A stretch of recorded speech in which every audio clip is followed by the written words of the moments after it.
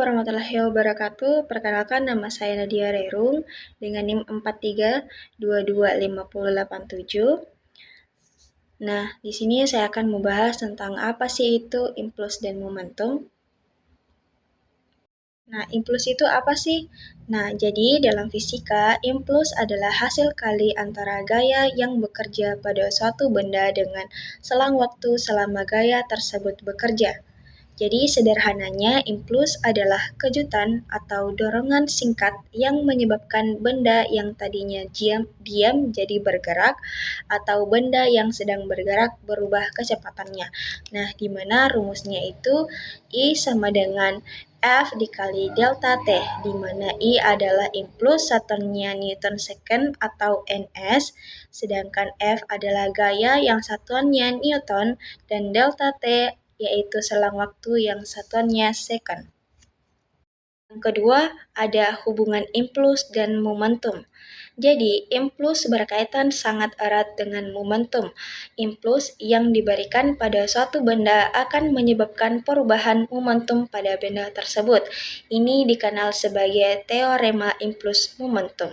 Rumusnya itu del I sama dengan delta P atau F dikali delta T sama dengan M F2 dikurang F1, yang artinya itu jika kita memberikan gaya pada benda dalam waktu tertentu, kita sedang mengubah momentum benda tersebut, yaitu bisa mengubah kecepatannya atau menghentikannya. Nah, sekarang kita masuk ke dalam contoh soal impuls. Jadi, sebuah bola bermassa 0,5 kg dipukul dengan gaya 100 Newton selama 0,1 detik. Berapakah impuls yang diberikan pada bola tersebut? Nah, kita masukkan rumusnya yaitu I sama dengan F dikali delta T, di mana F atau gayanya itu sebesar 100 Newton dengan delta T yaitu 0,1 detik atau selang waktu. Jadi 100 dikali 0,1 hasilnya adalah 10 Newton second. Kedua, ada momentum.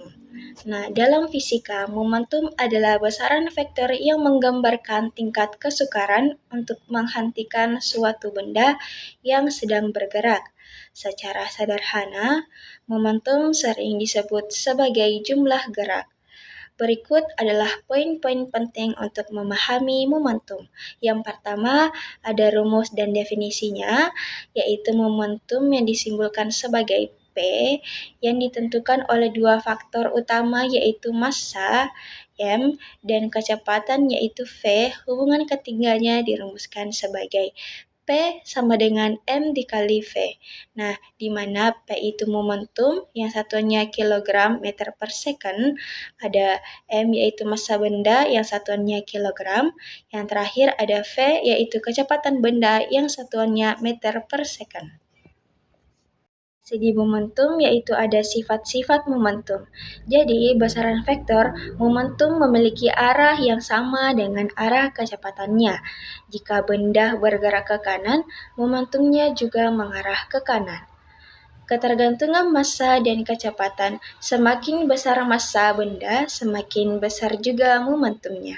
Semakin cepat benda bergerak, maka semakin besar pula momentumnya. Contoh, sebuah truk besar yang bergerak lambat bisa memiliki momentum yang sama besarnya dengan peluru kecil yang bergerak sangat cepat. Keduanya sama-sama sulit dihentikan secara mendadak. Hukum kekekalan momentum. Jadi, salah satu konsep penting dalam fisika adalah hukum kekekalan momentum, yang menyatakan jika tidak ada gaya luar yang bekerja pada sistem, maka total momentum sebelum tumpukan sama dengan total momentum setelah tumpukan, di mana rumusnya ada M1 dikali F1 ditambah M2 dikali F2 sama dengan M1 dikali V1 aksen ditambah M2 dikali F2 aksen. Nah, konsep ini sangat krusial dalam menganalisis peristiwa tabrakan mobil, permainan biliar, hingga peluncuran roket. Nah, hubungannya dengan impuls, jadi momentum itu berkaitan erat dengan impuls. Impuls adalah perubahan momentum yang terjadi ketika gaya bekerja pada benda dalam selang waktu tertentu. Itulah sebabnya mengapa mobil modern dirancang dengan crumple zone atau bagian yang mudah ringsek. Tujuannya adalah memperlama waktu benturan agar gaya yang diterima penumpang lebih kecil. Contoh soal momentum. Pertanyaannya, sebuah bola biliar atau bola satu bermassa 0,2 kg bergerak dengan kecepatan 4 meter per second ke arah kanan. Bola tersebut menabrak bola biliar lain atau bola dua yang bermassa 0,2 kg yang sedang dalam keadaan diam. Setelah tabrakan, bola satu menjadi diam. Jadi pertanyaannya adalah berapakah kecepatan bola dua setelah ditabrak? Nah, dalam soal tersebut diketahui bahwa massa bola pertama atau M1-nya itu adalah 0,2 kg. Kecepatan awal dari bola 1 atau F1 adalah 4 meter per second, massa bola 2 atau M2-nya adalah 0,2 kg, dan kecepatan awal bola 2 adalah F2 adalah 0 meter per second karena bola tersebut dalam keadaan diam. Nah, yang terakhir ada kecepatan akhir bola 1 atau F1 aksen di mana 0 meter per second. Kenapa 0 meter per second? Karena berhenti setelah tabrakan. Dengan rumus yang digunakan yaitu M1 dikali F1 ditambah M2 dikali F2 sama dengan M1 dikali F1 aksen ditambah M2 dikali F2 aksen. Nah, kita masukkan angkanya yaitu 0,2 dikali 4 ditambah 0,2 dikali 0 sama dengan 0,2 dikali 0 ditambah 0,2 dikali F2 aksen. Nah, di mana hasilnya ada 0,8 ditambah 0 sama dengan 0 ditambah 0,2 dikali F2 aksen. Kita pindah ruaskan F2 aksennya di sebelah kiri. Nah, F2 aksen sama dengan 0,8 dibagi 0,2. Jadi hasilnya yaitu F2 aksen sama dengan 4 meter per second. Jadi kecepatan bola 2 setelah tabrakan adalah 4 meter per second ke arah kanan.